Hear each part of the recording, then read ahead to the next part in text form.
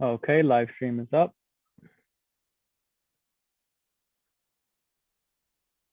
PC recording done.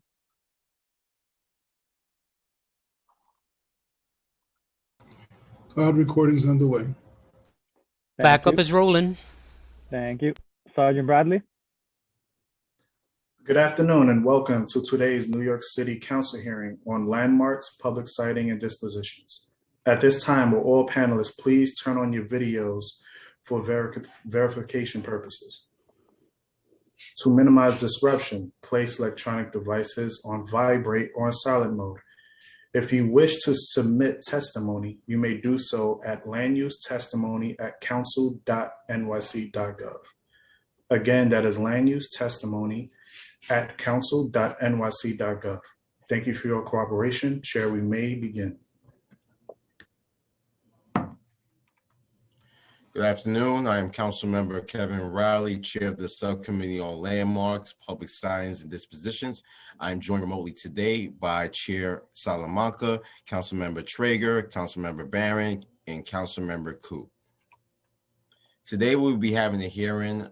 Today we'll be hearing the Melrose Open Door Scattered Site Affordable Home Ownership Project in Chair Salamanca's district, the Bed-Stuy Central and North NIHOP project in Councilmember Cornegy's district, and a transfer of a swamp property in Staten Island to the National Park Services for environmental mitigation in connection with Staten Island Coastal Storm Risk Management. Before we proceed, I don't see Councilmember Cornegy. Council, is he here? He is not present yet. Okay, so we'll just allow him to speak when he comes in. I now recognize council to explain today's hearing procedures. Thank you, Chair Riley. I am Jeffrey Campagna, counsel to this subcommittee. Members of the public who wish to testify were asked to register for today's hearing.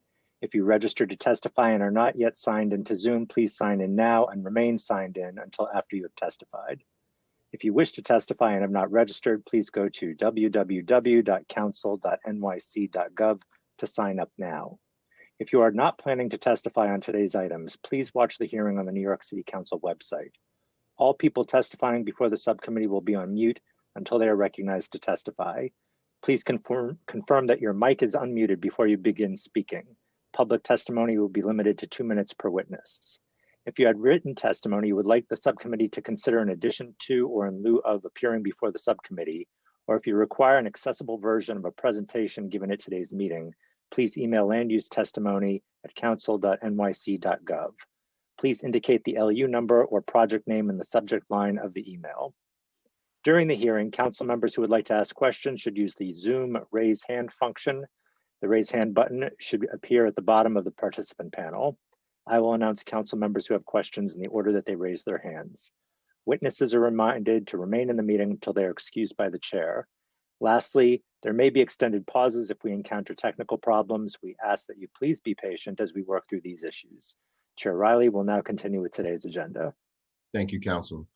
I now open today's public hearing on LU numbers 798, 799, 800, 801, and 802 for Melrose Open Door Project.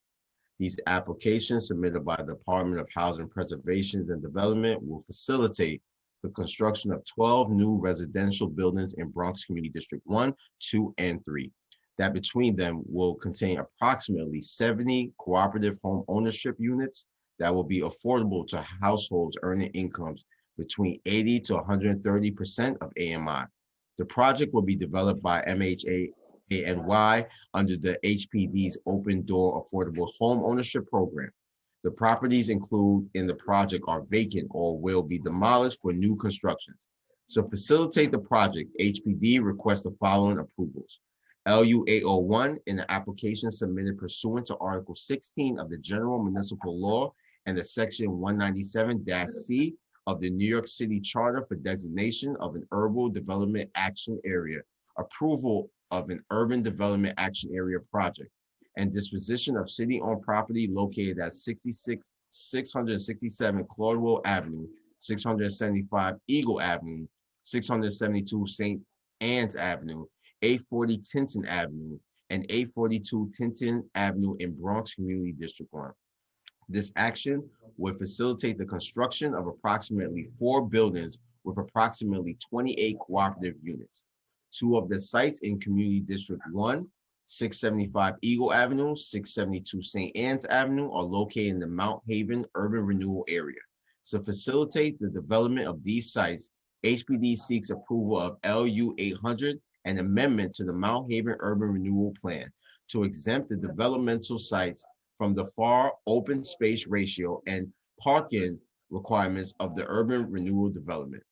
LU 799 is an application submitted pursuant to Article 16 of the General Municipal Law requesting waiver of the area designation requirement of Section 693 of the General Municipal Law. Waiver of the requirement of Charter Sections 197-C and 197-D, approval of the project as an Urban Development Action Area project, UDAP, and the disposition of the city-owned property located at 1048 Fail Street in Bronx Council District 2. This action will facilitate the construction of one new building with approximately 4 affordable cooperative units. LU 802 is an application for designation and urban development action area, approval of an urban development action area project for such area, and approval of the disposition of the city-owned property located at 881 Brook Avenue, 901 Eagle Avenue, 959 Home Street, 1298 Hoe Avenue, 1013 Home Street in Bronx Community District 3. This action will facilitate the construction of approximately 5 buildings containing approximately 32 cooperative units.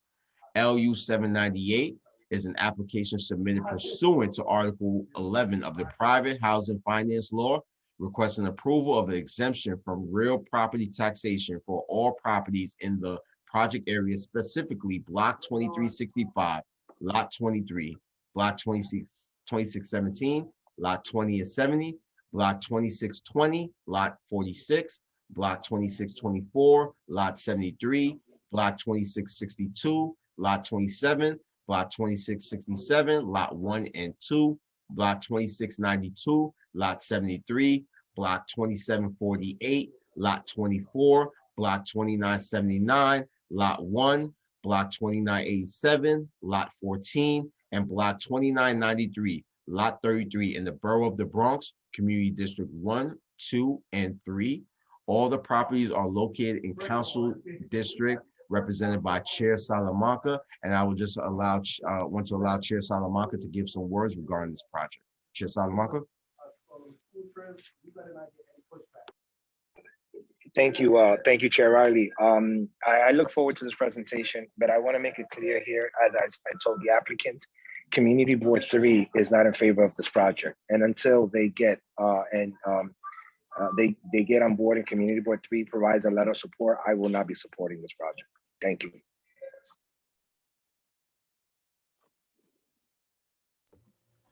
Thank you, Chair Salamanca. Council, please call the applicant panel. The applicant panel is Libby Rolfing for HPD and Ismini Spiliotis, Celeste Hornback, and Matthew Feist for the developer. Council, please administer the affirmation.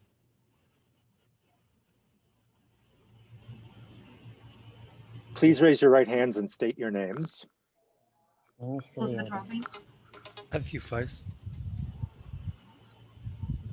Do you affirm to tell the truth, the whole truth, and nothing but the truth in your testimony before this subcommittee and in answer to all council member questions?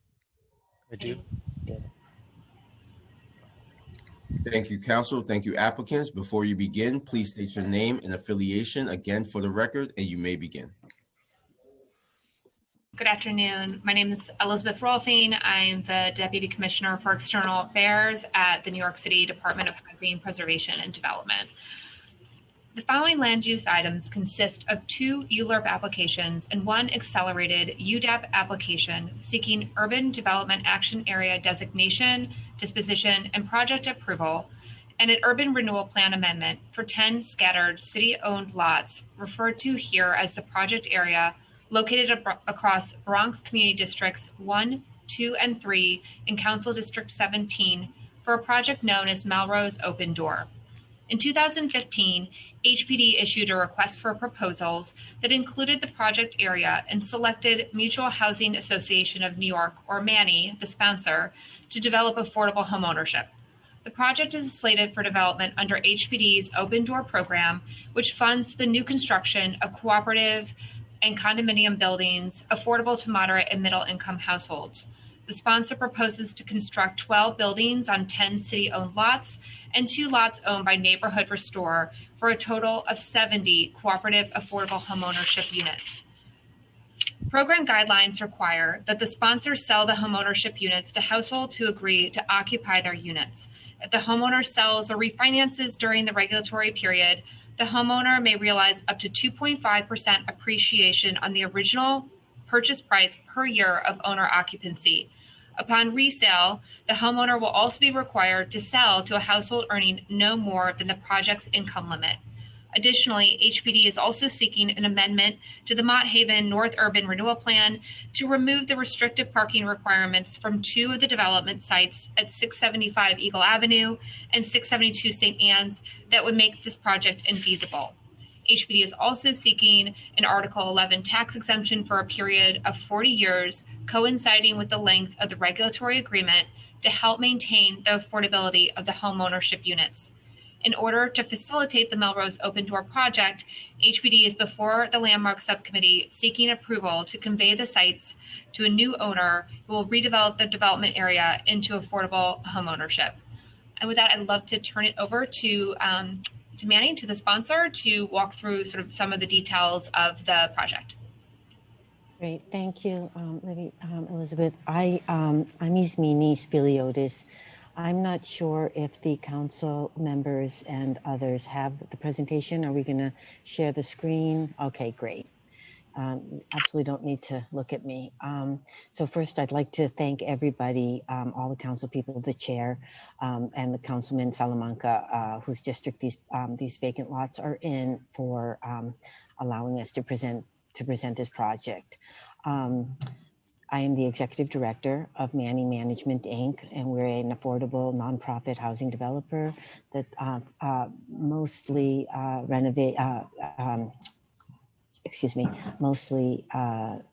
does rental, preservation, and new construction projects, extremely affordable. We also a HUD-approved counseling organization, and therefore did apply in response to the city's RFP back in 2015 in an effort to bring affordable home ownership to community boards 1, 2, and 3. As you'll see when we get into the numbers, it has been hard, and home ownership is hard to get the numbers to a place where the community feels comfortable, as Councilman Salamanca said. I'll go into a lot more details about that, but Manny is committed to this project and all of our projects in the Bronx, and to affordability, both rental and home ownership. What I'd like to do for the beginning is turn it over to our architect, Matthew Weiss, and he will actually walk you through the design, some of the amenities, what our thinking in putting the design together. I think we've been very thoughtful, and then we'll go back to some of the other components of the project. Thank you. Thank you, Ismini, and thank you, Libby. My name is Matthew Weiss. I'm project architect on behalf of Edelman Sultan Knoxwood Architects. ESKW in of itself has a long legacy of working with non-for-profit developers whose main focus is providing affordable, supportive, and low-income housing in New York City. Next slide, please. So the aerial map you're looking at here basically is an illustration of showing the cluster of sites that we are proposing to develop on. We have 12 sites spread across 3 community boards 1, 2, and 3. And a majority of these sites are interior lots. Of the 12, 2 are outliers and are corner sites. Next slide, please. So looking at the existing Melrose Bronx district, we see that many of the sites, all but one, are vacant. We typically see buildings tall to 5 to 6 stories, mostly multifamily homes with some outliers as well, maybe single family homes scattered across different sites. But we also look at the historical context of the buildings, of the old tenement walk-ups, brick facades with varying brick color from gray, tans, and we always are building predominantly near residential neighborhoods and residential districts. Next slide, please. So what you're seeing here are renderings of the topologies that we're looking at building. Most of the sites, as I said, are infill sites and also do come from the range of 18 feet to 25 feet wide. So these are very narrow sites. We do have one site that's even smaller than 18 feet wide, which must be classified as a single family home, but all the other sites are multifamily. All the buildings are constructed of masonry CMU construction with cold rolled steel joint floors. All the buildings will be fully fireproofed and sprinklered. Basically, we're looking for a focus on context with brick facades, varying colors that kind of mimic or speak to the neighboring context, as well as minor brick detailing at the cornice and near the windows to allow some contextual detailing as well. Next slide, please. Here we see some corner sites. This is specifically site 6. We also are providing a streetscape where we have precast panels on the first floor. That's a protection buffer from the streetscape and people walking, interacting with the building. Next slide, please. And here we also have another corner site, which is Home Street, and where we have basically secondary facades that are on the street are basically hardy plank, which is a composite concrete material. Next slide, please. The amenities of the building, we're looking at energy efficient building systems. Buildings will be complying with ADA and UFIS regulations with adaptability on all first floors. Everyday conveniences like built-in trash enclosures, adequate building storage, and building bicycle storage will also be provided. Next slide, please. So I'm going to turn over the ownership structure to Manny. And know that in the back of this presentation, there is a very long appendix breaking down each building and this design with a little more detail if we have to end up going to certain questions for certain sites. Thank you. Manny, you're muted. Thanks, Matt. Thank you, Matt. I wanted to also say that we may want to share with you each of the sites. As you can imagine, each site has its unique topography. It has almost every single one of them has a neighbor on each site. As Matt said, they're each extremely, very narrow for the most part, and they will actually have cellars. And the reason that they'll have cellars is, and we're making them as small as possible, but big enough to be able to really be cellars in an effort to allow the future homeowners to actually have the utilities down there and make it more, just easier to operate as a building. And so we're really happy to talk through some of those. We have reached out to all of the adjacent homeowners, and some have responded, and we've actually been in conversations with them about how to be good neighbors during construction, post-construction, and those conversations will be ongoing until hopefully the homes are completed. The ownership structure here that Manny proposed as part of the RFP was a cooperative ownership. Number one, the reason we suggested cooperative ownership was because we would generate more home ownership units than a fee simple home with rentals. So you're getting 70 individual shareholders in cooperative apartments. There has been some discussion around co-op apartments as ownership, and we are prepared as a HUD counseling organization to really help folks understand what cooperative ownership is and what it means and how it works and the benefits of it. It is really home ownership. You get to take your deductions and you get to sell your shares as if you were selling your physical property. The second reason we actually chose co-ops is because we have home ownership in the past has with the city has often been affordable for the first home buyer, but actually subsequent home buyers, when the regulatory requirements burn off, then the homes go to open market prices, and that benefits the individual initial homeowners, but does not provide ongoing opportunities for affordable home ownership. So we've been working with the city to determine a variety of ways to perpetuate affordable home ownership, and placing the buildings on a community land trust is another way to do that. And that is the ownership structure that we're proposing for this Melrose Open Door project. Basically, the buildings will be co-ops. They will all be actually part of one co-op. So it's scatter site co-op allowed by the Attorney General's office. So they'll all be members of one cooperative. And then all of those buildings and that cooperative, the land will be on a land trust. What the community land trust does is several things. One is that it actually provides stewardship. I think if you go to the next slide, provides stewardship to the residents, the individual residents of the building, the shareholders, and the co-ops themselves, the co-op board. And as these will all be first-time home buyers, not only will Manny, if people purchase through our home buying program, be there to support them every step of the way during purchase and post-purchase, the land trust acts as a steward of the land and is there to support the co-ops and the members of the land trust.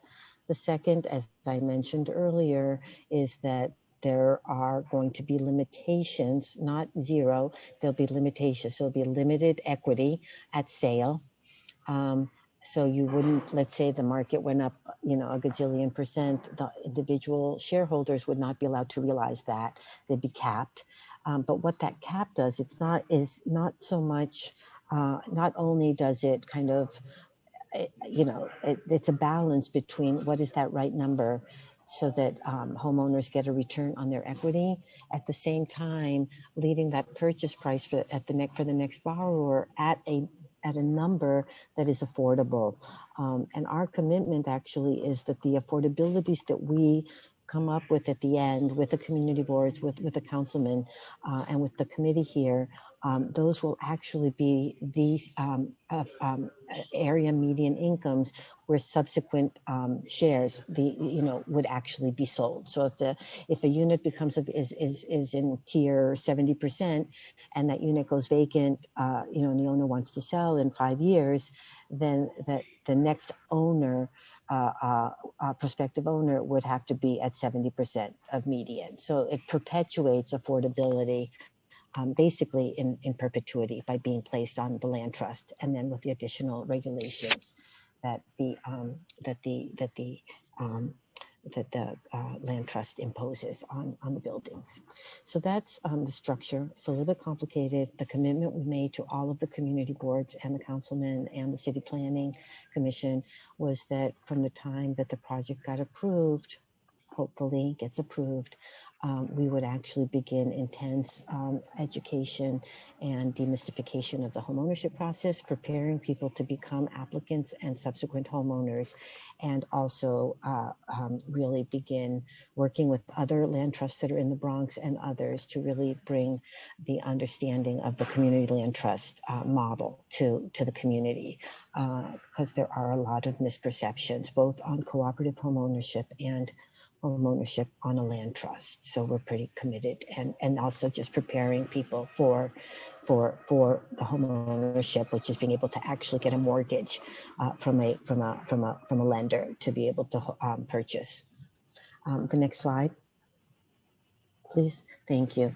So these numbers are neither the numbers, Councilman Riley, Chair Riley, I apologize, that you saw last week, nor are they the numbers that were presented to the community boards much earlier this year in February, in January and February of 2021. We have been working diligently, beyond diligently, to figure out a way to bring the home ownership and the sales prices to a number that the community board members, the councilmen whose district these homes will be in, and the entire council that is always concerned, we know and appreciate, around affordability.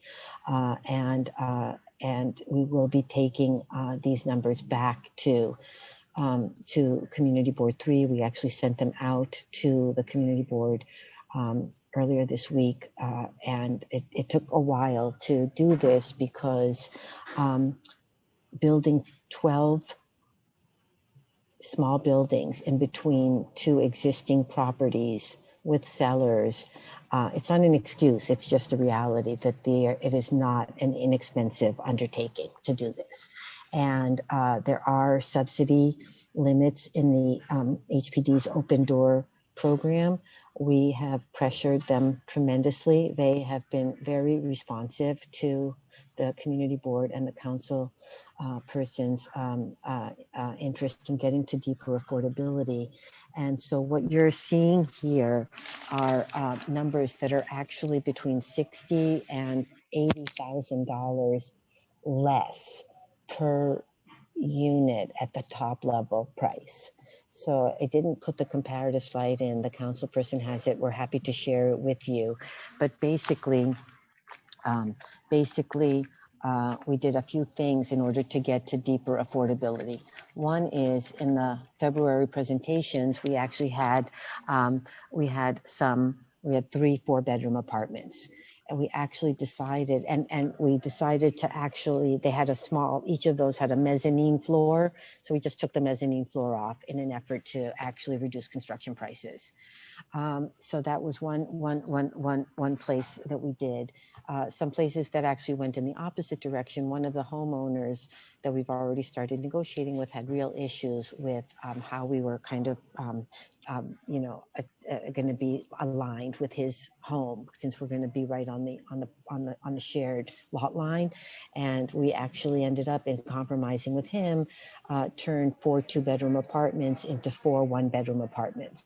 So that really had an impact actually in the opposite direction. So again, during these last 4 months, some of these negotiations helped to reduce price, and then some of them did not. But basically, the three bedrooms back in the beginning when we first presented this were over $400,000. And the 2 bedrooms, I'm just looking back at my chart, I'm sorry you don't have this, were over almost $325,000. So what we were able to do was bring these, the sales prices down. And even though Libby said that the program, the open door program, is available to homeowners between 80 and 130% of median, Manny is going nowhere near that number. Okay. And as you can see here, the sales prices actually do not exceed 80% of median. And that is what we were able to do. The original numbers had gone up to 100% of median, which is well beyond the affordabilities of the neighborhood. The amount of monthly payment that the homeowners would make were not comparable to the rents that are in the neighborhood. And so what you're looking at here in red are, again, not the lowest income numbers that you might see if I was presenting a Manny rental proposed project to you. But what you're seeing here are the costs that would include the mortgage payment and the maintenance number that would be paid to the co-op, all in. So this is an all-in number in red to the homeowner. And what we feel is that these numbers are in fact comparable, unfortunately, given the income levels and the area median of community boards 1, 2, and 3.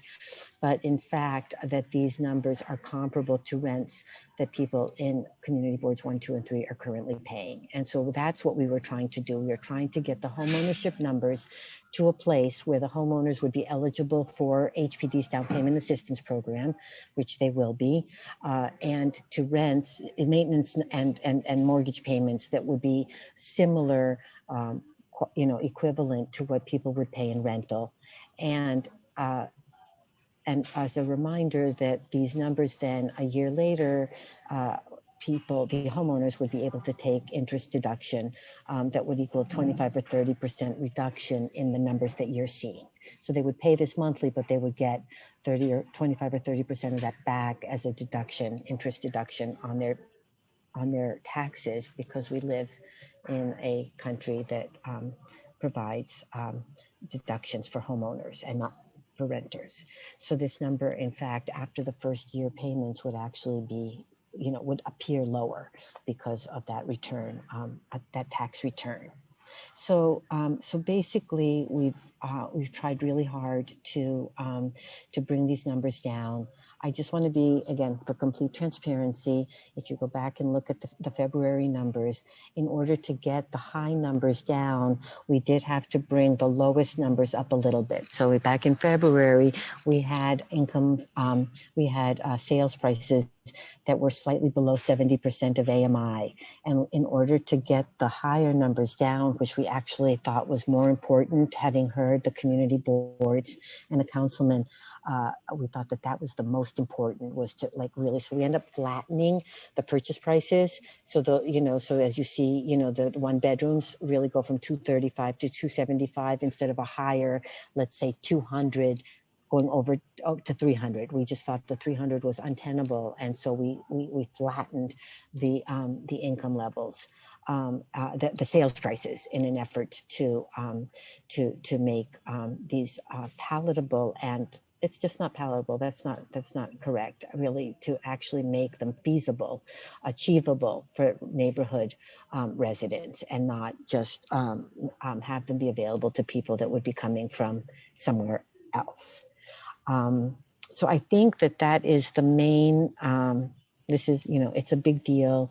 There's a couple of slides in the appendix that do talk about, as I mentioned, that Manny is a nonprofit community organization. We are also a housing ambassador and do housing workshops in rental and home ownership. We're a HUD-approved counseling agency. And so what we bring to a project like this is is really kind of the design, all of the pre-development work, construction management, and then actually marketing, and then helping people actually become the homeowners. And then every homeowner that gets HUD counseling through Manny, or another organization, but through Manny, we actually enroll them immediately into our post-purchase counseling, so imagine in this project, you would have Manny as your post-purchase counselor. They're checking on you, supporting you if something were to go awry.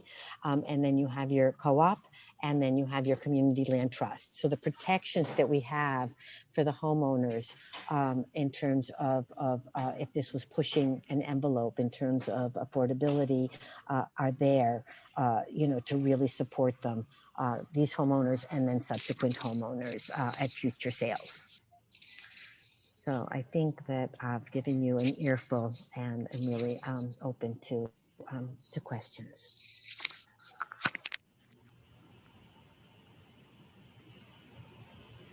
Thank you. I would like to allow Chair Salamanca to ask some questions before I ask mine. Chair Salamanca?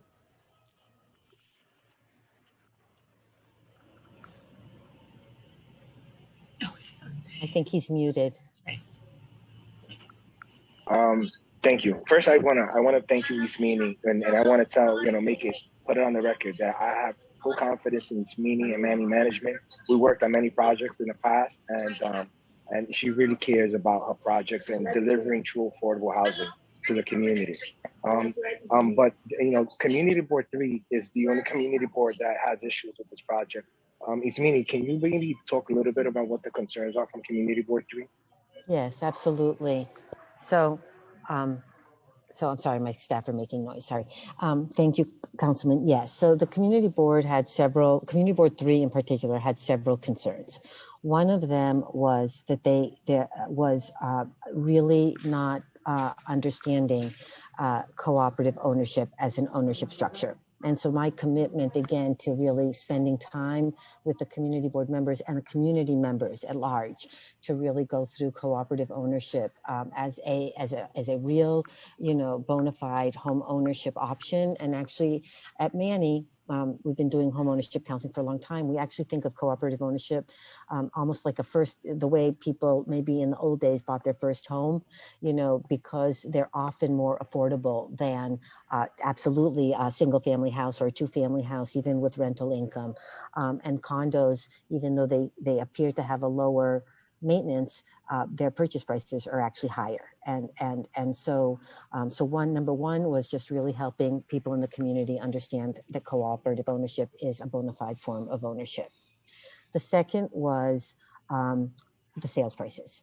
And their major concern was the numbers on the high side. So bringing these numbers down from 90 to 100 percent AMI eligibility to up to 80, not to exceed 80. And really, even though it says 80 on the chart, these sale prices are actually set in the low 70s. Okay, they're really 72 to 75% AMI. We just put it at 80 because I just wanted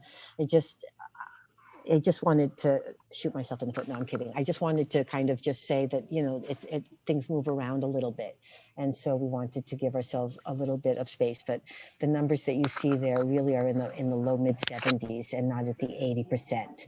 But their real concern, and that's why we really focused on bringing those numbers down, $50,000, $60,000 per apartment size, was so critical, both with HPD's help and we're going to continue actually looking for additional sources to bring those numbers even farther down. The third issue that the community board actually mentioned, less about, because I think that the affordability and the ownership piece took over. A little bit about the land trust, but I think they stopped at the co-op and we didn't spend a lot of time on the land trust, but I believe that it requires a huge amount of edification and education. So we're ready to go on the land trust model, and because I think people talk about it, but I think that there's a lot of misunderstanding of how it works and its benefits. And then the final thing is just the fact that these are between existing between existing buildings, and how that will impact, mainly during construction, or one, of course, if there's any long-term impacts on the home, which there would not be. I mean, anything we do, we protect the adjacent homes. There's very clear rules about this. There would be signed access agreements with every single adjacent homeowner.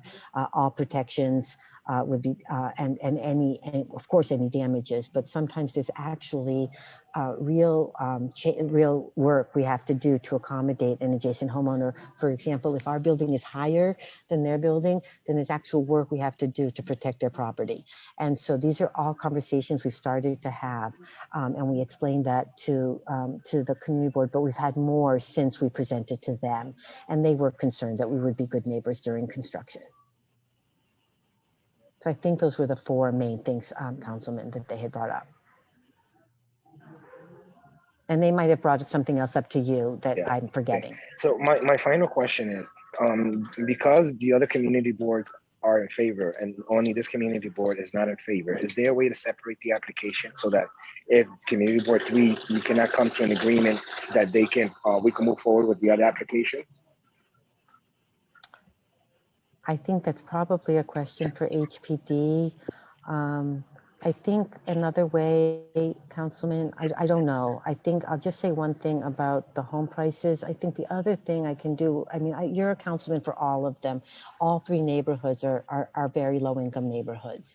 And we want to provide home ownership to the residents. There will be a 50% preference to residents in this community. And so we want to have those prices to make sure that we actually meet and exceed that community preference, like we do on the rental units. And we don't want to make a number that we could say it's 50%, but we would never get there.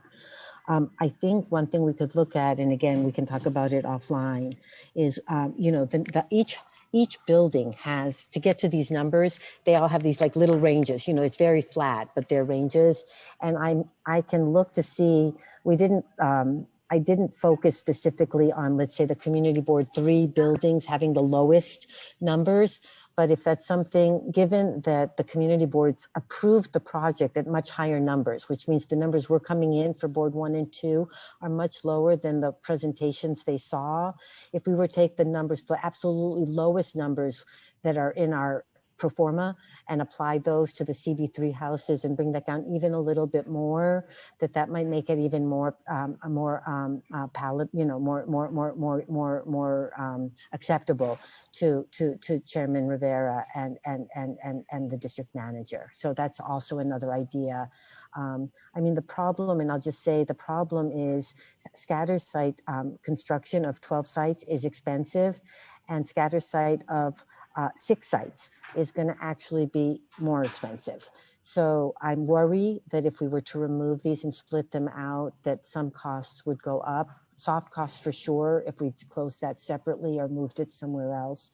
And so I think I'd rather really work with you and the community board to try to get to numbers that they think are acceptable. But we can talk to HPD about the other option.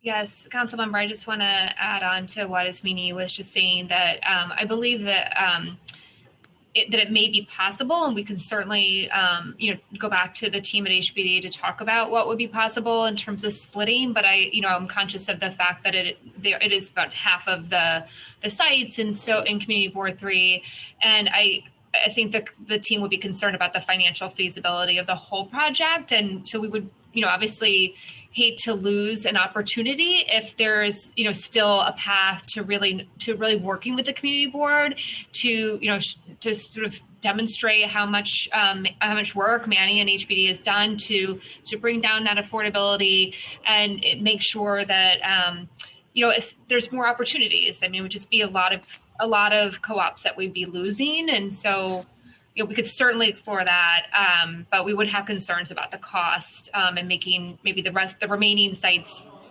harder to finance at these lower AMI levels.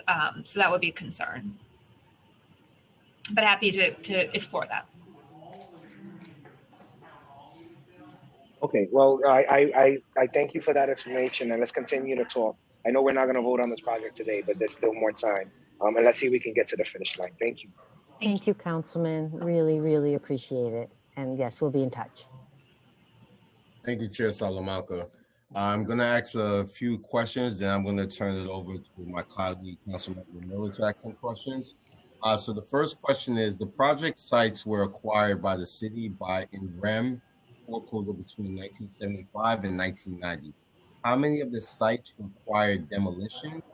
How did those sites come to be vacant, and how long have they been vacant for?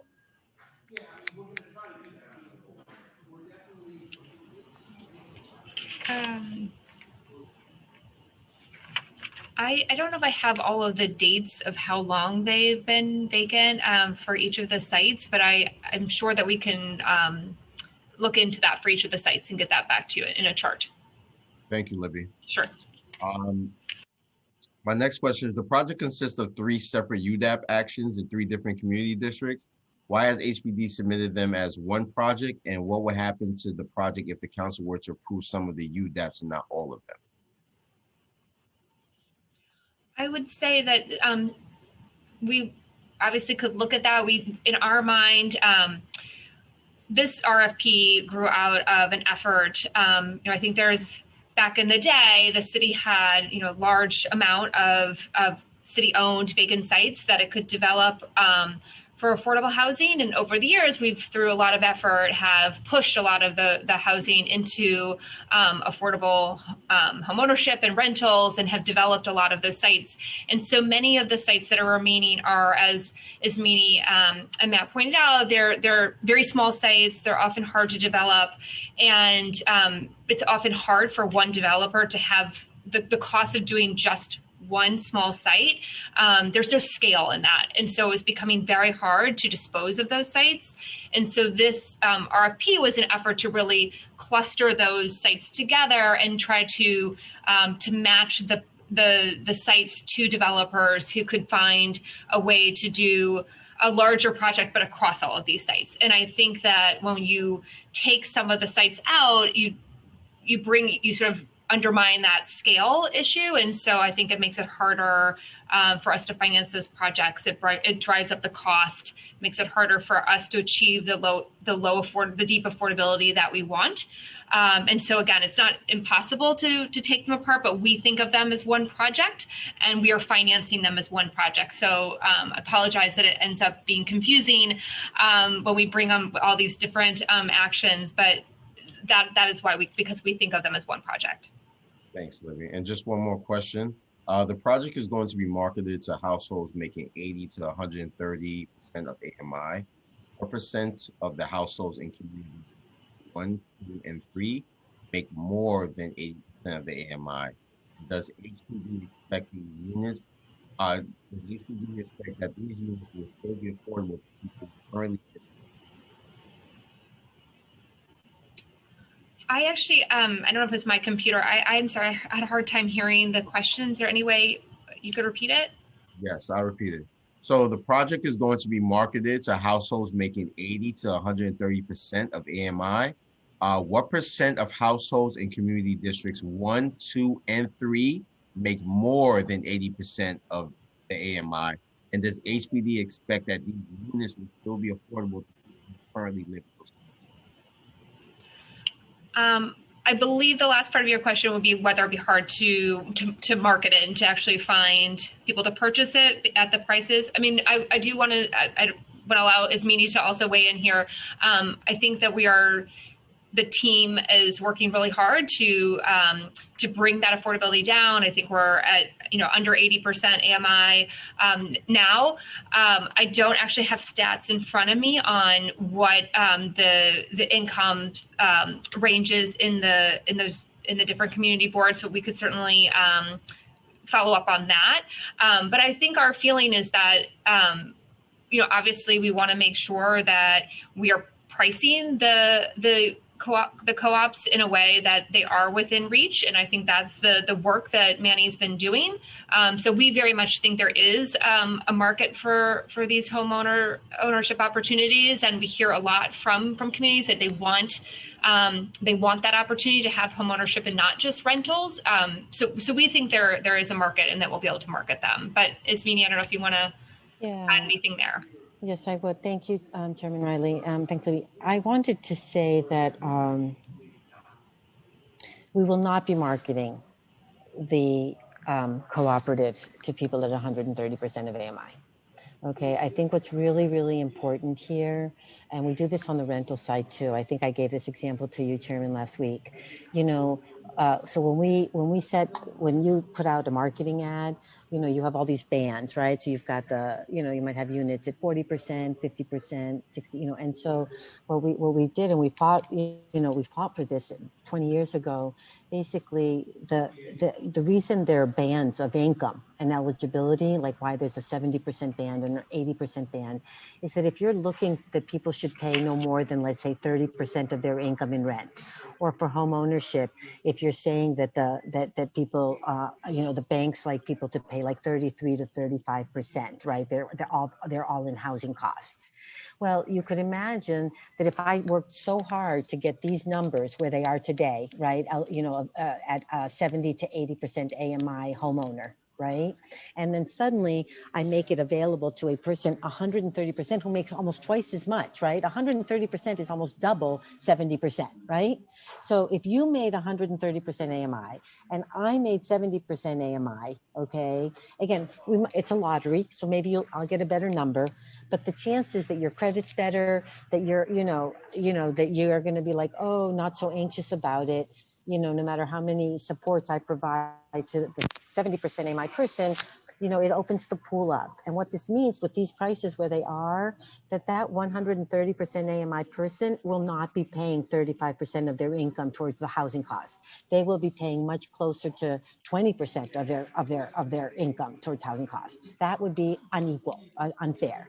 So what happens is, we actually, the way we've set it up with HPD, and again, we can talk about this as the project moves forward, is that the income eligible applicants will not exceed 90% of AMI.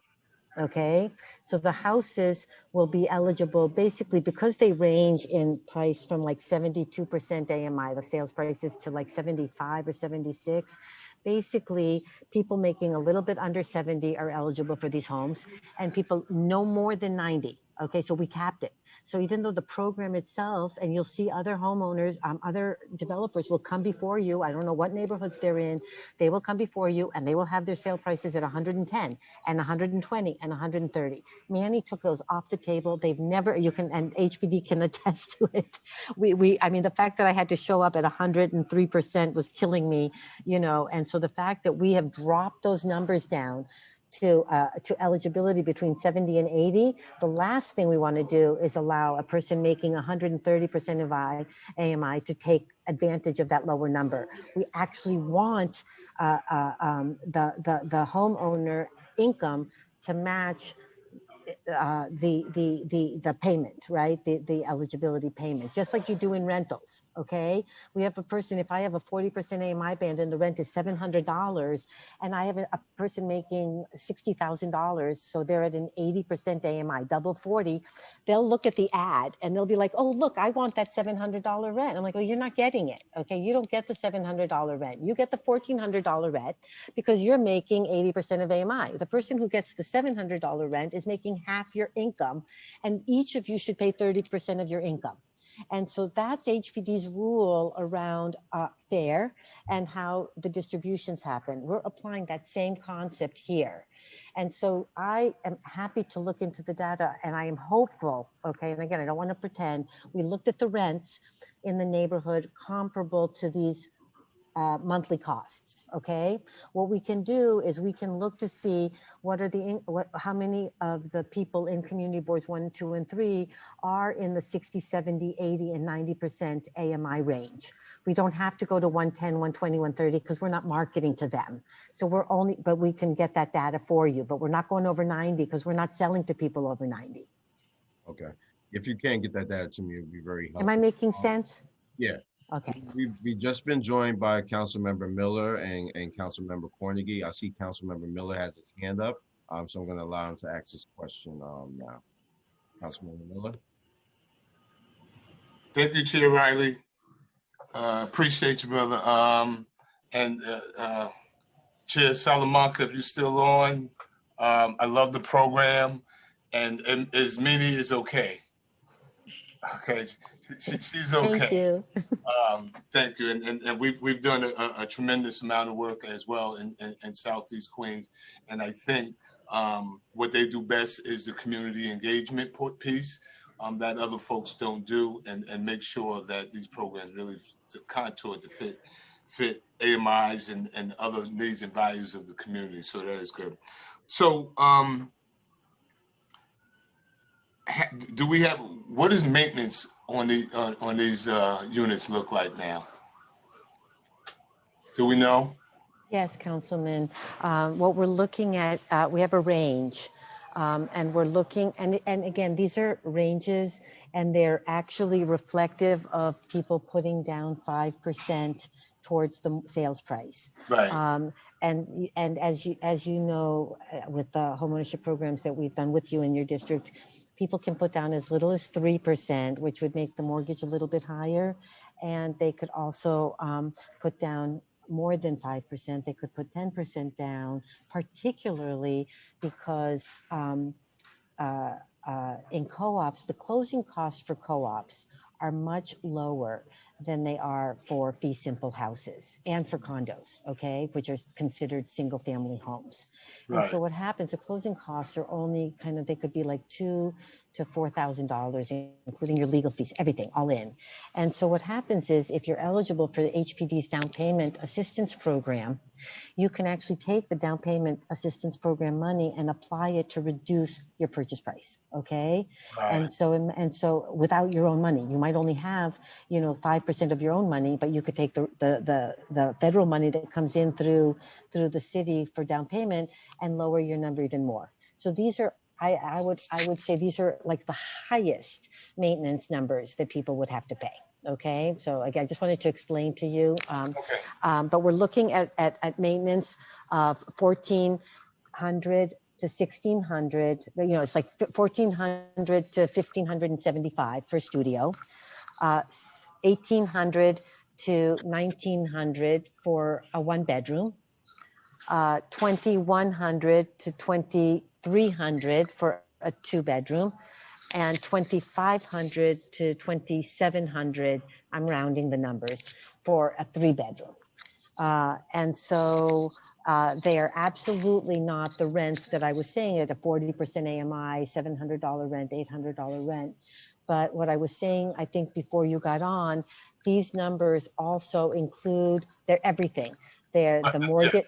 Right, exactly. And you'll be able to take all of your interest payments and deduct them in your next year's taxes. So we're looking that number reduced by 30% is really what you'll be paying, because in our United States of America today, homeowners get the deduction and renters don't. And so 30% of that number actually comes back to you in an interest deduction. Mm-hmm. And so that is good. So I was looking at the AMIs, and at this course, and so obviously different places, we had a plethora of AMIs when we worked together, and so that they made sure that everybody in the community had access to housing, those at both ends of the spectrum. But it appears that on average, we're looking at 33 to 35% of earnings at these numbers here. And I know you said that you were working to get it down. Is that to be a little more consistent with the 30% model that we're looking at in terms of household income?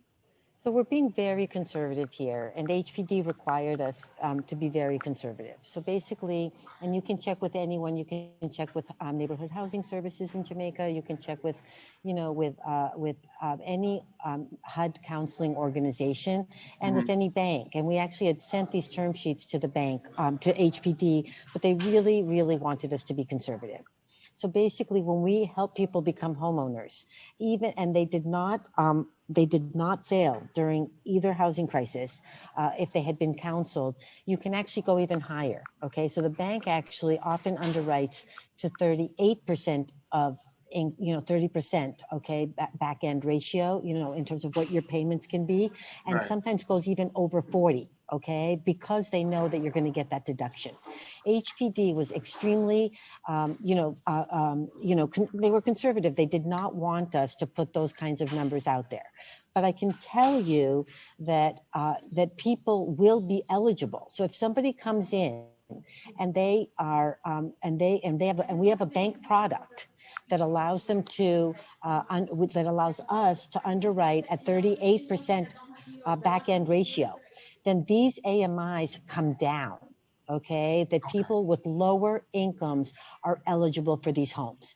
And we will be working with our banks and with HPD to get that link made so that then we can actually, if we were to go out to market with this screenshot, people who were under, under 51,000, for example, for a studio might not apply, or we might send them a letter that says too low, right? You're under income.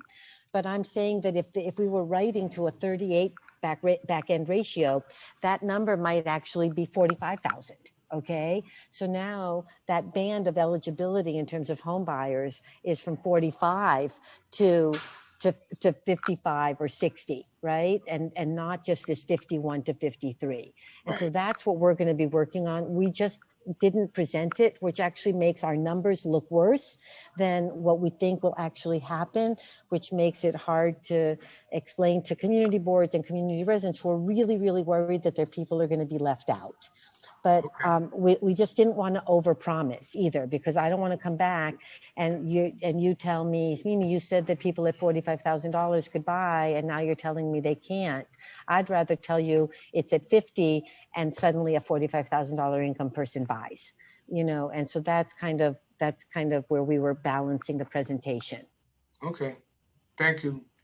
Thank you, Ismini. Appreciate you.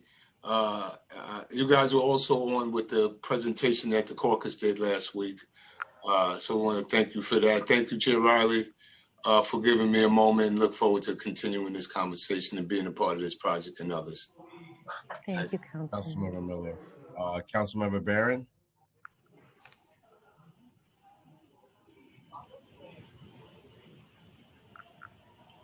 Thank you. Thank you, Mr. Chair. I just want to have a, excuse me, a brief comment. I just want to say that we've had a long-standing relationship with Manny and his Mimi, and as has been said previously, they have demonstrated that they have an understanding of being sensitive to the existing community as they bring projects in.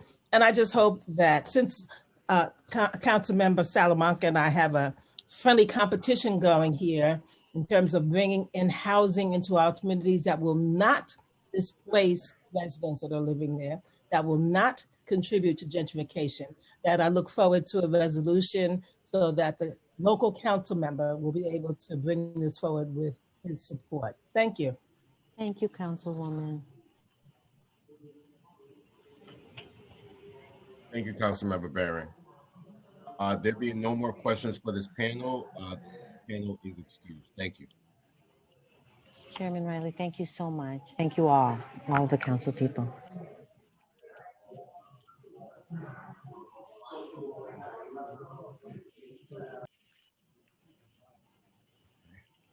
So before we start our next hearing, Council, are there any public testimonies for the Melrose Open Door? At this time, all witnesses intending to testify on these items should log in or call into Zoom. We will wait one moment, see if there are any members of the public.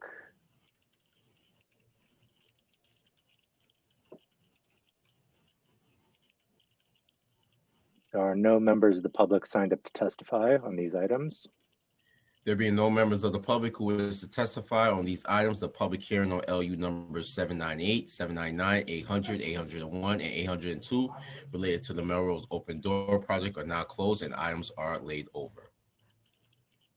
We will now be moving to LU 803 and 804, the Bed-Stuy NEHOP cluster. And before we begin, I would like to allow my colleague, Councilmember Cornegy, some time to give some remarks regarding this project. Councilmember Cornegy. Good afternoon. Can you hear me? Yes, we can hear you. So thank you so much, Councilmember Riley and all the subcommittee members, Councilmember Salamanca, and all the many agency and council staff and community members who worked on this Open Door Bed-Stuy Central and North 2 project. I'd like to briefly reiterate my remarks in support of this application. I'm supportive of this project, LU 0670-2020, because it ties in a longstanding concern I've had with housing. Affordable rentals are incredibly important, but too often providing a pathway to affordable home ownership is overlooked. Providing home ownership opportunities and providing households in our shared communities with a pathway to building wealth through home ownership is a part of housing policy we need to continue to focus on. We need the opportunities for intergenerational wealth building home ownership provides. Home ownership also links with flexibility in starting a small business and pursuing entrepreneurship, higher education, and serving as engaged stakeholders in communities. I'm also grateful for the work that the developer and their team has done with respect to community engagement. Gaining the unanimous support of the community board and the landmarks preservation were important in my support of this. Also important, the engagement they've had with my office, meeting with me and my staff, answering questions, and really actively helping us all understand their mission and vision and how that fits into the future of our community. Thanks again to the subcommittee for considering this important land use item this afternoon, and I really look forward to the important project proceeding in my district. Thank you. Thank you, Councilmember Cornegy, and thank you for your hard work in getting this project to your residents in your community. Our next item, 2 items related to the Bed-Stuy Central and North NEHOP cluster project. LU 803 is an application submitted by HPD requesting approval of the designation of an urban development action area and an urban development action area project for such area, and the disposition of city-owned property. And LU 804 is an application submitted by HPD requesting approval of an exemption from real property taxation pursuant to Article 11 of the Private Housing Finance Law. Both items are related to 4 vacated city-owned properties located at 187 and 187R Chauncey Street, 772 Myrtle Ave, 890 Myrtle Ave, and 119-125 Vernon Ave in Bed-Stuy neighborhood of Brooklyn in Councilmember Cornegay's district. If approved, these actions will facilitate the construction of approximately 45 affordable home ownership cooperative units distributed across 4 sites. The sale price for such unit will be affordable for a household with incomes between 80 and 130% of the area median income. Council, please call the applicant panel. The applicant panel for these items is Libby Rolfing, Deputy Commissioner of HPD, Olga Joby or Hobie, Benjamin Chevolian, and James Ship for the developer. Council, please administer the affirmation.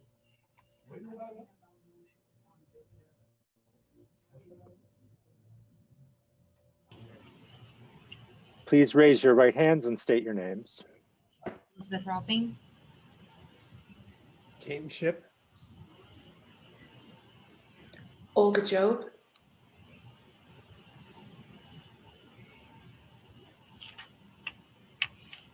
You're having some difficulty there. Please raise your right hands. Do you affirm to tell the truth, the whole truth, and nothing but the truth in your testimony before this subcommittee in answer to all council member questions? Yes. I do. Thank you. Before you begin, please state your name and affiliation for the record, and then you may begin. Great, thank you. My name is Elizabeth Rolfing. I'm the Deputy Commissioner for External Affairs at the New York City Department of Housing, Preservation, and Development. This pre-considered item consists of a ULURP application for a project known as Bed-Stuy Central and North Phase 2 that seeks Urban Development Action Area designation, project and disposition approval for 8 city-owned vacant scattered lots located in Brooklyn Council District 36 and referred to here as the project area. In 2015, HPD issued a request for proposals that included the project area and selected Shelter Rock Builders LLC, the sponsor, to develop affordable homeownership. Under HPD's Open Door program, the city-owned parcels will be conveyed to Restored Homes Housing Development Fund Corporation, who will partner with the sponsor to construct 4 new construction buildings containing approximately 45 affordable cooperative homeownership units for the proposed development. The proposed development will also include approximately 3,850 square feet of commercial space across 2 of the 4 sites as required by zoning and will be built to meet enterprise green housing standards. Once completed, the cooperative will sell the units to households who agree to own or occupy their homes for the length of the regulatory period. As part of the Open Door program, the purchaser will be required to abide by resale restrictions. If the homeowner sells or refinances during the regulatory period, the homeowner may realize up to 2% appreciation on the original purchase price per year of owner occupancy. Additionally, the homeowner will also be required to sell to a household earning no more than the project's income limit. In addition to approval of the ULURP application, HPD seeks approval of an Article 11 tax benefit for the pre-considered items related to the Bed-Stuy Central and North Phase 2 project in order to help maintain affordability for these homeownership units. The term of the tax exemption will be 40 years that will be coterminous with the regulatory agreement. Today, HPD is before the subcommittee seeking approval of Bed-Stuy Central and North Phase 2 in order to facilitate construction of this affordable homeownership project. Thank you, and with that, I'd love to turn it over to the development team.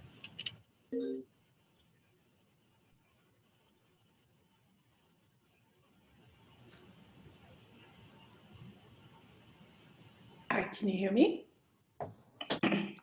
Okay, I will share my screen and hopefully you can know. Oh, Libby, will you share the screen? I think they put it on for you. Thank you. Ah, great, thank you. Okay, good afternoon. My name is Olga Job. I am with Aries Consulting.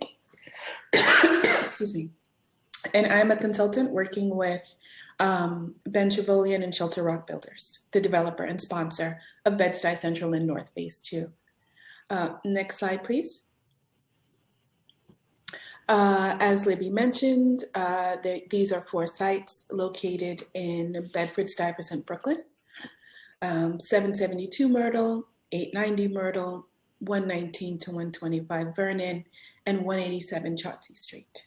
Next slide, please. The first building is 187 Chauncey Street. This is a 4-story walk-up that is comprised of 7 units, which are 6 one-bedrooms and 1 two-bedroom unit, which is on the ground floor. The building has been designed to be weaved into the fabric of the architectural context of Brooklyn brownstone. It is set back to provide some buffer for the unit owner on the ground floor.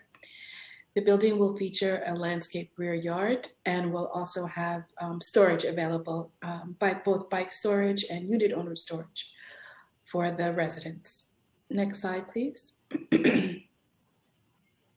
772 Myrtle and 890 Myrtle are what I like to refer to as sister buildings. The design is exactly the same. The buildings are mixed-use buildings with a retail unit on the ground floor and 5 stories above. They're comprised of 10 units, 9 one-bedrooms and 1 two-bedroom. There's a shared laundry in the cellar, a rooftop terrace available that would provide outdoor space for all of the unit owners, as well as accessory storage as noted in Chauncey. The developer is seeking to find a retail tenant that will both benefit the community as well as the unit owners. Next slide, please. As I mentioned, 890 is the sister building to 772 Myrtle. Same design, as well as same unit makeup of 9 one-bedrooms and 1 two-bedroom, with a rooftop available for all of the unit owners to enjoy landscaped, accessible outdoor space. Next slide, please. The biggest building in the cluster is 119 to 125 Vernon Avenue, which features 18 units, 4 of which are one-bedrooms, 14 of which are 2 bedrooms. Similar to Chauncey, this building is set back from the street, which provides a buffer and some quiet for the unit owners on the ground floor. This building also features outdoor space in the back, a landscape rear yard that provides separate spaces for those that would like quiet enjoyment and a separate sort of recreational children's play area. It also has a third outdoor space, which will be on the roof deck, which again will be accessible to all the unit owners. There's shared laundry in the basement, and it would also feature bike storage, a rec room / fitness room, as well as unit owner storage. Next slide, please. The targeted AMI mix, we have separated into 2 tranches, 90 to 110% of AMI and 111 to 130% of AMI. What you see before you are the AMIs based on 2020 AMIs. This will likely be adjusted prior to the project closing to the 2021 AMI. The sales prices noted above are from Realtor and Zillow, which the sales prices noted on the slide are a discount to market. So if you're familiar with the sales prices in Bedford-Stuyvesant, you know that a 1-bedroom would be sold anywhere from $600,000 to $700,000, and a 2-bedroom would be north of $750,000. So these prices really represent a significant discount to market for the unit owners and should capture a majority of those living in the community, as well as those living as well as those citywide, earning between 80 to 130% of AMI. Next slide, please. So I jumped ahead too soon, but these are the market sales prices as I noted above, but keep in mind that these are for co-ops. And when you compare that to condominiums, these prices are significantly higher. Next slide, please. The marketing will be conducted through New York City Housing Connect, and the project will adhere to HPD marketing guidelines. Restored Homes will manage the marketing process as well as administration of the lottery. And the developer will work with Brooklyn Neighborhood Services to provide homeowner education as it pertains to financial planning. Restored Homes will also provide training for the homeowners with regard to how to maintain the building as well as their individual units. Next slide, please. This developer has, Shelter Rock Builders has developed in Central Brooklyn for more than 20 years, most recently in East New York, and is committed to hiring locally both in Bed-Stuy and the surrounding Brooklyn neighborhoods, and will participate as is required in the MWBE Build-Up Program and hire local subcontractors and laborers through Hire NYC. Next slide. So to summarize, Bed-Stuy Central and North is 100% affordable homeownership, cooperative homeownership development developed under HPD's Open Door. The project will ensure long-term affordability through a 40-year real estate tax abatement, which is coterminous with the 40-year regulatory period. It's comprised of 8 vacant city lots that will be combined into 4 separate sites to create 45 affordable cooperative homeownership units. And the targeted AMI range is between 90 to 130% of AMI. It's a mix of 1 and 2 bedroom units with amenities that include ample storage, landscape rear yards, washer dryers, fitness rooms, and bike storage. The building will be designed pursuant to HPD design guidelines, as well as enterprise green communities. Next slide, please. Well, that concludes our presentation, and the development team is available for questions. Thank you. I'm going to open it up to my colleague, Councilmember Cornegy. Councilman Cornegy, do you have any questions for this panel?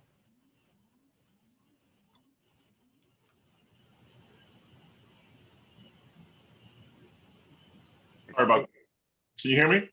Yes, we can hear you, Councilman. Yeah, so thank you again, Chair Riley. My question is around the commercial spaces that are available. Certainly we're having this crisis coming out of the pandemic for small businesses. I know you said that you wanted to ensure that there were opportunities for amenities to be consistent with the building and the surrounding areas. I ask that you'll work with the Brooklyn Chamber of Commerce and the local bid to ensure that some businesses that have been displaced from the pandemic have the first opportunity to occupy that space.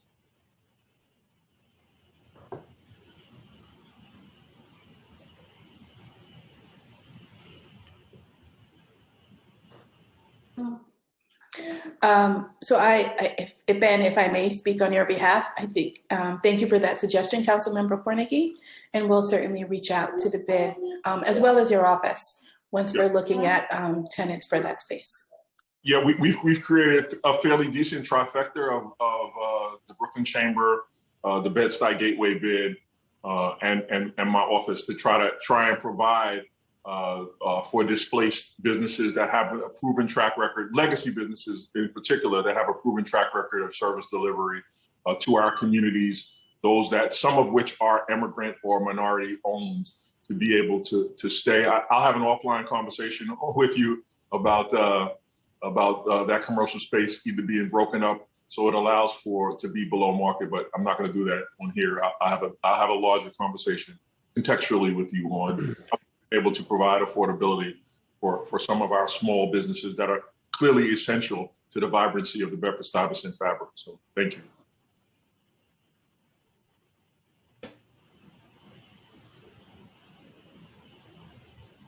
That's all I have, Chair Riley.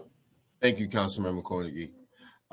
So I just have a few questions. So my first question is, can you describe your plans for ensuring MWBE and local-based contractors and subcontractors participation with this development? Yes, good afternoon, Councilor Riley. Definitely. We have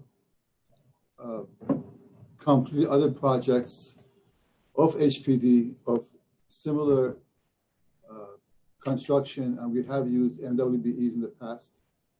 And we do have a list of contractors that we are working with on an ongoing basis. So I'm not sure what kind of assurances you need, but it is our aim to work with as many as MWBEs as possible for this project. We just completed a project in East New York where we had about 15 different contractors and suppliers that did work on the project. What sustainability and resiliency measures are incorporated into building design and construction? So for all the 4 buildings, we have water control, water flow, so that it's not so expensive to use the water, as well as the split mini system that we are providing will save about 60 to 70% of the cost of the heat and air conditioning and electric on these units. These units will be 60 to 70% less than all other homes on the market for utilities. How do the projected sale prices of these units compare to the market rate condos or co-ops in the area? I think in Olga's presentation, she showed that the units are about 20 to 40% lower than existing condo units in Bed-Stuy right now, where similar apartment that sells for 700 or 600, ours is going for about 350. My last question is, according to HPD submission, an RFP for these city-owned vacant sites was originally issued way back in 2005. Why has it taken so long to finally advance this project to this stage? This was part of an RFP from 2015, 2015. And the award was given to us in 2017. Yeah, excuse me, 2050, sorry. 2015 was awarded in 2017, and now we're wrapping up to start construction as soon as available. Councilmember Cornelius, did you have another question? They gotta unmute me again. All right, yes, I do have well, I wanna say to, I didn't realize Ben was still here. I wanna say to him, thank you for the shared commitment to bring affordable home ownership to the Bedford-Stuyvesant area. We know that we are the epicenter of gentrification, and the ability to create wealth through home ownership and to be able to transfer wealth has been a primary concern for myself and my office. And finding responsible developers to get that done has been incredibly difficult. So Ben, I want to thank you for your partnership in this, and I look forward to putting a shovel in the ground sooner than later. Thank you, Councilmember. And I see Councilmember Barron's hand is up. Councilmember Barron, would you like to ask your question? Councilmember Barron, you're muted. Okay, is it unmuted now? Yes, yes, we can hear you. Okay, good. Thank you. Thank you, Mr. Chair. Just a point to raise here. As Mr. Shervolian has said, they just completed the project in East New York, a NIHOP, which I think was 4 private homes that were constructed. And we are looking forward to the owners taking possession of those homes. However, there's a problem that's delaying that process being completed. And I want to bring that to the table.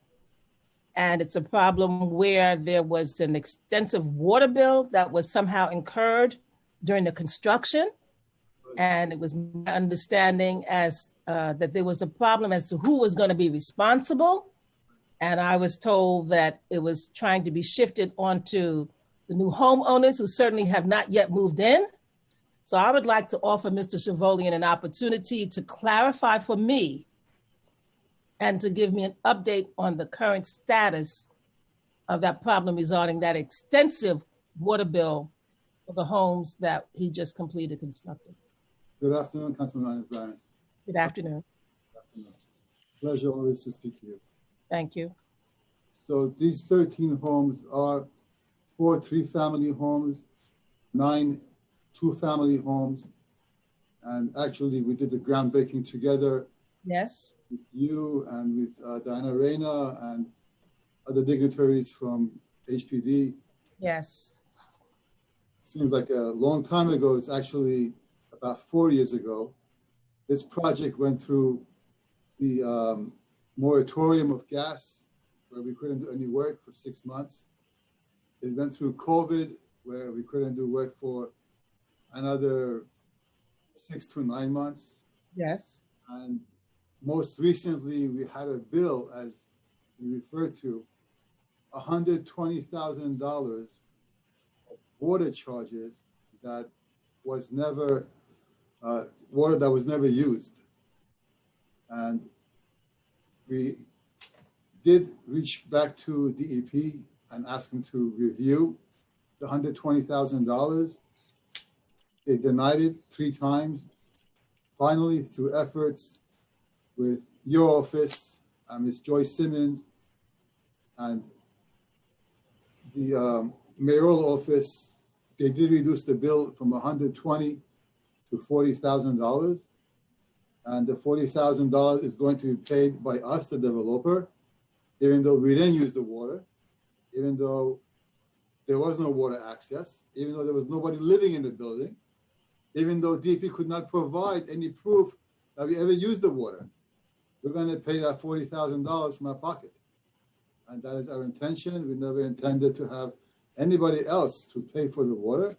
We wanted to make sure that the homeowners do not, and I repeat, do not have to deal with this at any time, not before and not after they close.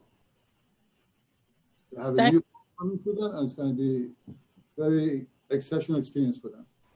Thank you. And I'm glad you clarified that, because things were swirling around. So I wanted to give you an opportunity to clarify that and to ask what can be done moving forward so that this situation doesn't occur again.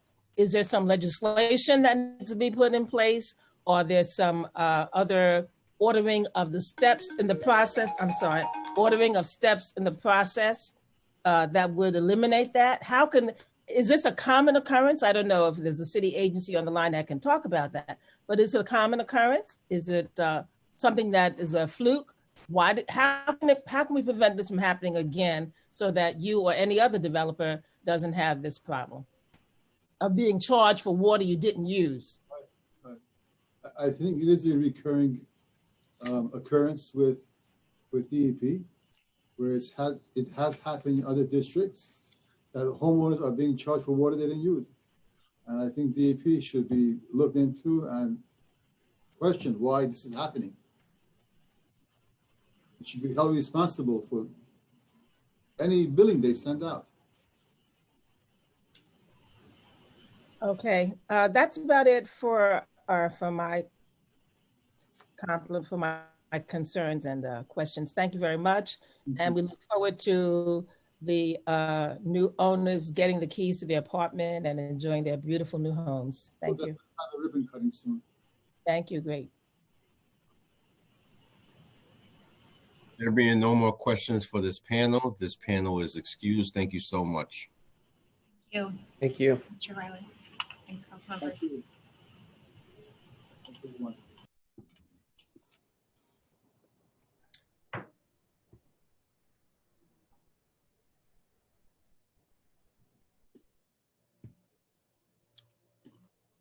Council, are there any members of the public who wish to testify on this item? On these items, excuse me. Jeff, you're muted. There are no members of the public registered to testify on these items. Thank you. If there are no members of the public who wish to testify on these items, the public hearing on LU 803 and 804 related to the Bed-Stuy NEHA project are now closed and items are laid over. The last item on today's agenda is LU 805. and the 72H transfer of Block 3950 and Lot 50. This is the application submitted by the Department of Citywide Administrative Services on behalf of the Mayor's Office of Resiliency pursuant to Section 72-H of the General Municipal Law for the transfer of a city-owned property known as Block 3930, Lot 50 in the borough of Staten Island to the United States of America, acting by and through the National Park Service. This proposed transfer will require that the entire property be used as an enhanced swamp and public access path in furtherance of their environmental mitigations required by the South Shore Staten Island Coastal Storm Risk Management Project being undertaken by the federal government. This project is in Councilmember Mateo's district. Council, please call the applicant panel. The applicant panel for this item is Carrie Grassi on behalf of the Mayor's Office of Resiliency. Council, please administer the affirmation. Please raise your right hand and state your name. Carrie Grassi. Do you affirm to tell the truth, the whole truth, and nothing but the truth in your testimony before this subcommittee and in answer to all council member questions? Yes, I do. Thank you. And before I begin, it is Block 3950, Lot 50. Thank you. Carrie, you may begin. Great. Good afternoon. I'm Carrie Grassi, Director for Waterfront of the Mayor's Office. Can you hear me?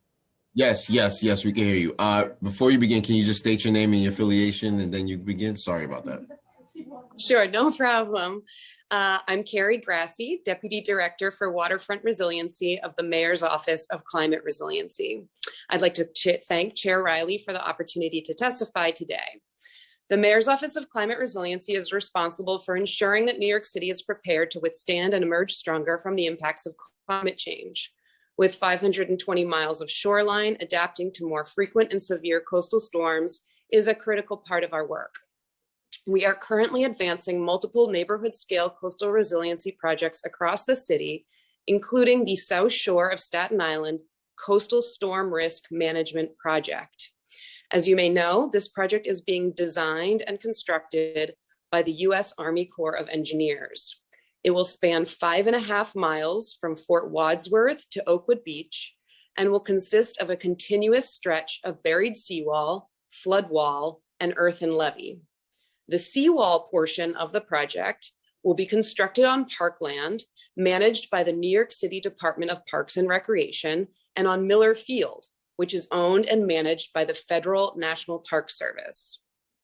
Environmental review for the project concluded that construction of a flood control structure on the Miller Field property created an impact on national parkland that needed to be mitigated.